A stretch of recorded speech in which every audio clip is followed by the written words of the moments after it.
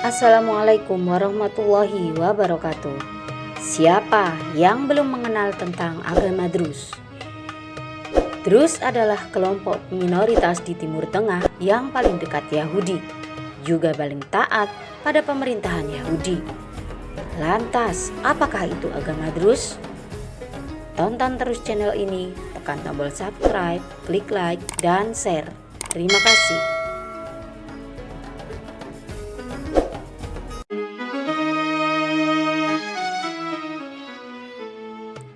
Agama Druze dulunya termasuk salah satu aliran dalam Syiah yang kemudian mendirikan agama sendiri, yaitu agama Druze. Seperti sejumlah kelompok etnis lain di Timur Tengah seperti Kurdi, suku Druze tinggal di beberapa negara yang berbeda. Mereka dipisahkan oleh perbatasan setelah pecahnya Kekaisaran Ottoman pada awal 1920-an.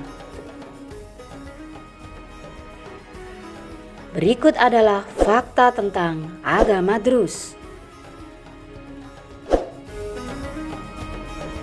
Pertama, asal mula agama Druze. Berangkat dari ajaran Syiah, agama Druze dibuat oleh seorang umat Ismailisme, yaitu sebuah aliran Syiah. Mereka mengumpulkan pemimpin-pemimpin dari seluruh dunia untuk membuat pergerakan persatuan pada awal abad ke-11 dengan memasukkan unsur-unsur Islam, Hindu, dan bahkan filsafat Yunani klasik. Pendiri agama Druze bernama Muhammad Ad-Darazi. Konsep Druze tentang keilahian dinyatakan oleh mereka untuk menjadi salah satu kesatuan yang ketat dan tanpa kompromi. Doktrin Druze yang utama yaitu menyatakan bahwa Tuhan itu lahir dan melahirkan. Kedua, kitab suci. Kitab suci umat Druze adalah kitab Al-Hikmah yang bersumber dari Al-Quran. Bahkan pengikut Druze sangat fasih berbicara dengan bahasa Arab. Kitab Al-Hikmah berisi surat-surat kebijaksanaan. Pengikut Druze juga mengimani Rasail Al-Hind, yaitu ayat-ayat India. Selain itu, mereka juga memiliki kitab-kitab kuno zaman Ismailiyah, yaitu zaman kejayaan Druze. Agama Druze juga mengakui Al-Quran, tetapi tidak mau mengajarkannya. Kata mereka, Quran itu rahasia Tuhan, tidak ada manusia yang bisa benar-benar memahaminya. Ketiga, tempat ibadah. Tempat ibadah umat Druze adalah kuil yang disebut halwat. Kuil Druze dibuat dengan desain yang mirip seperti gereja dengan lambang Druze di depannya. Mereka beranggapan bahwa cerai itu haram dan sunat atau khitan tidak perlu dilakukan. Meski agama Druze didirikan atas dasar persatuan berbagai umat agama, namun ada sebuah periode waktu di mana umat Druze mulai berhenti menerima perpindahan agama ke Druze. Hingga saat ini, seorang non-Druze tidak bisa berpindah agama ke Druze. Umat Druze harus lahir dari kedua orang tua yang juga Druze. Kuil Druze ini tersebar di beberapa negara seperti Yordania, Lebanon, Suriah, Israel, Amerika Serikat, dan Kanada. Keempat, Hari Raya. Hari Raya agama Druze tercatat hanya dua perayaan besar, yakni Idul Adha dan Ziarat Al-Nabi Syuaib. Hari Raya Ziarah ini dilaksanakan setiap 25 hingga 28 April setiap tahunnya sebagai penghormatan terhadap Nabi Syuaib alaihissalam. Kelima, Kota Suci. Druze memiliki beberapa tempat yang dianggap sebagai kota suci mereka.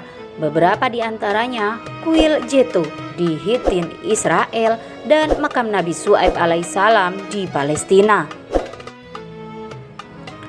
Mereka percaya Al-Hakim akan kembali ke dunia sebelum hari kiamat dan semua penganut agama Druze akan bangkit bersama Al-Hakim.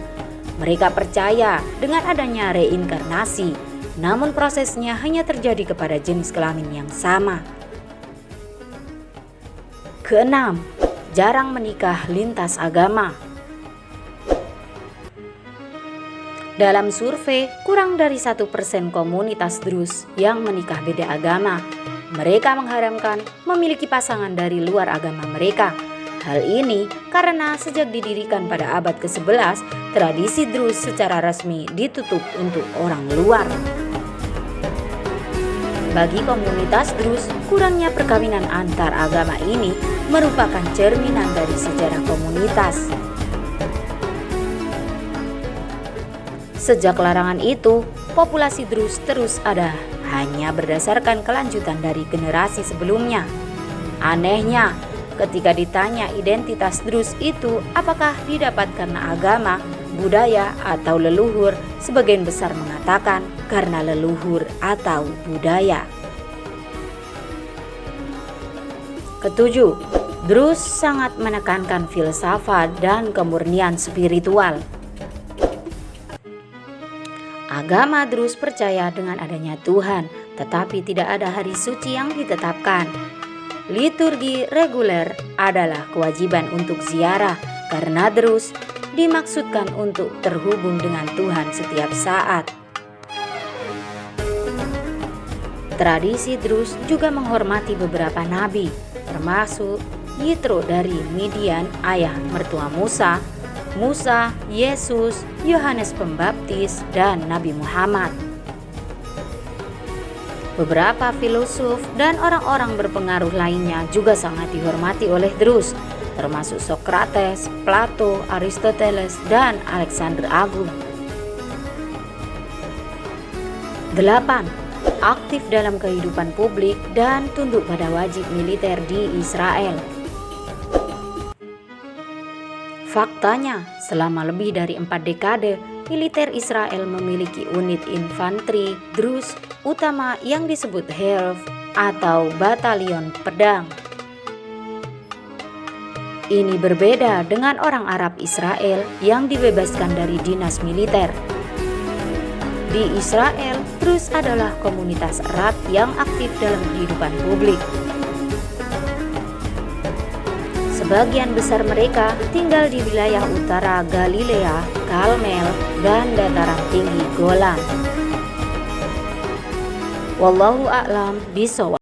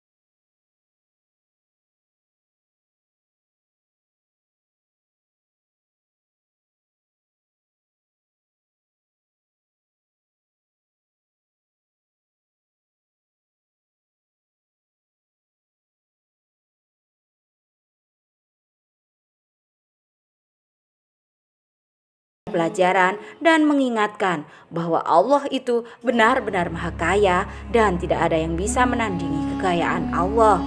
Bahkan kekayaan Nabi Sulaiman yang dianggap sebagai manusia terkaya saja tidak sanggup untuk memberi kenyangnya satu ekor ikan pun yang merupakan makhluk ciptaan Allah. Wallahu a'lam bishawab.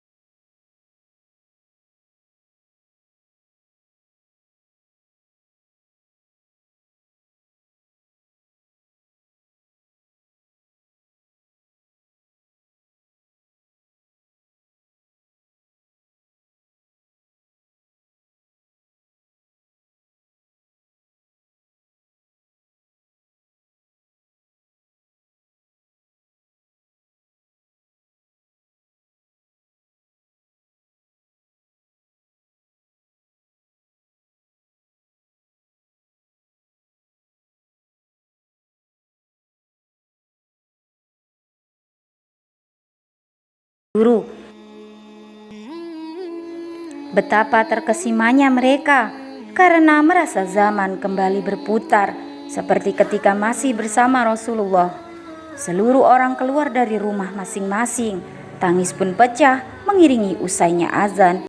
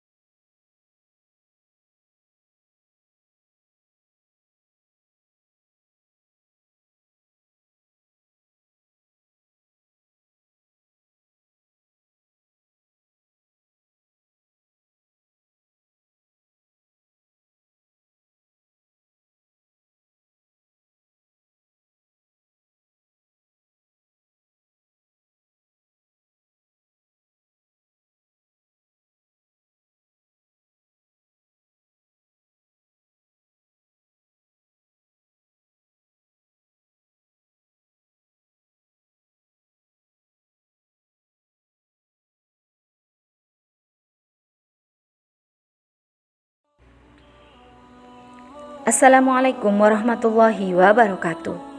Benarkah selama masa hidupnya Rasulullah hanya berdakwah dan hidup dalam kemiskinan? Untuk mengetahuinya, tonton terus channel ini, tekan tombol subscribe, klik lonceng, dan share. Terima kasih. Sahabat, merujuk pada buku Agar di Surga Bersama Nabi, Rasulullah mulai membangun bisnisnya sendiri saat usianya 17 tahun, meskipun masih pada tahap rintisan. Dengan gelar Al-Amin, seorang yang bisa dipercaya, Rasulullah menjadi manajer perdagangan para investor atau sohibul mal. Rasulullah Shallallahu Alaihi Wasallam dikenal sangat jujur ketika berdagang. Ia tidak pernah mengurangi takaran timbangan, mengatakan apa adanya mengenai kondisi barang yang dijual. Bahkan tidak jarang ia melebihkan timbangan untuk menyenangkan konsumennya.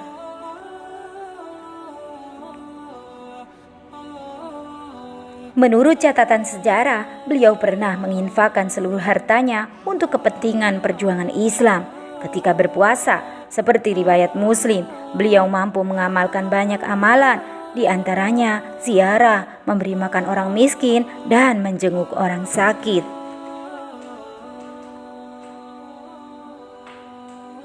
Pada usianya 25 tahun, Rasulullah menikah dengan Khadijah, salah satu pemilik modal yang selama ini berinvestasi kepadanya.